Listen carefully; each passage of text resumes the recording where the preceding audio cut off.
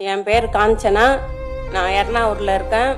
எனக்கு 28 வயசுல ஒரு பையன் இருந்தான். அவனுக்கு 2.5 வயசுல குழந்தை இருக்கு. என் பையனுக்கு மூல நரம்பு வெடிச்சு அவன் இறந்துட்டான். இறந்துட்டோடனே என் மருமகன் வேற கல்யாணம் பண்ணின்னு போயாச்சு. போயிட்ட உடனே நான் அந்த குழந்தைய வச்சு நாங்கள் ரொம்ப கஷ்டப்பட்டு வளர்த்துன்னு வந்தோம். இப்போ அவன் 4வது படிக்கிறான்.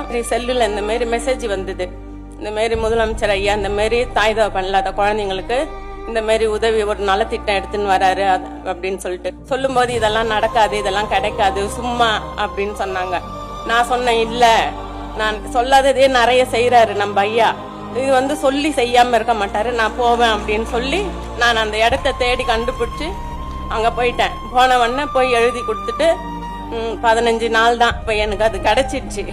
கிடைச்ச உடனே இப்ப என் பேரன் இப்ப இனிமே நல்லா படிப்பான், வளருவான்னு நம்புறேன். இந்த அன்பு கரங்கள் கொண்டு முதலமைச்சர் ஐயா அவன் கைய பிடிச்சி ஏத்தி விடுறாரு. அந்த படியை பிடிச்சி அவன் ஏறி போயிடுவான் மேல. ஒரு மாசம் 2000 ரூபாய் 18 வருஷத்துக்கும் போடுறாரு.